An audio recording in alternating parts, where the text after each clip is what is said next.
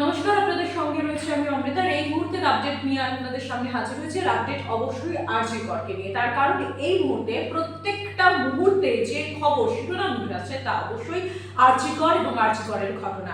আমরা ইতিমধ্যেই জানি যে আরজি করের ঘটনা নিয়ে কিন্তু সুপ্রিম কোর্ট, দেশের সর্বোচ্চ আদালত স্বতঃপ্রণোদিতভাবে মামলা করছে এবং সেই মামলা আজকে সুপ্রিম কোর্টে যখন ওঠে তখন কিন্তু ডিওয়াই চন্দ্রচূড় অর্থাৎ প্রধান বিচারপতি সুপ্রিম কোর্টে তিনি যেটা জানিয়েছেন যে এইভাবে যে নির্মম ঘটনা ঘটেছে সেটা দেখে তারা যথেষ্টই বিচলিত হওয়ার কারণ হিসেবে তারা জানিয়েছেন যে একজন মহিলা তার কর্মক্ষেত্রে যদি সুরক্ষিত না হন, একজন মহিলা যদি তার কর্মক্ষেত্রে সেই স্বাচ্ছন্দ্যটা বোধ না করেন, তাহলে এক মানুষের সঙ্গে অপর মানুষ অর্থাৎ ছেলে মেয়ে অর্থাৎ মেল ফিমেলের মধ্যে যে সাম্যতা রয়েছে সেটা কোথাও গিয়ে বাধিত হয়, সেটা বাধা পায়। ঠিক সেই কারণেই কিন্তু সুপ্রিম কোর্ট জানিয়েছে তারা স্বতঃপ্রণোদিতভাবে এই মামলা করছে।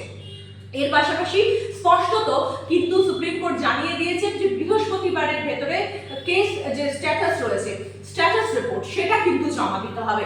এর পাশাপাশি রাজ্য সরকারের প্রতি অর্থাৎ রাজ্য সরকারের পক্ষ থেকে যখন বিচারক উপস্থিত ছিলেন তাকে জিজ্ঞেস করা হয়েছিল যে পরিষ্কারভাবে যে কেন যে ঘটনা ঘটেছে আরজি করের ঘটনা ঘটার 3 ঘন্টা পর এফআইআর দায়ের করা হয় এবং যা যা প্রসিডিওর এই ক্ষেত্রে পালন করা উচিত ছিল কেন সেইগুলো করা হয়নি, এই প্রশ্নগুলো করা হয়েছে।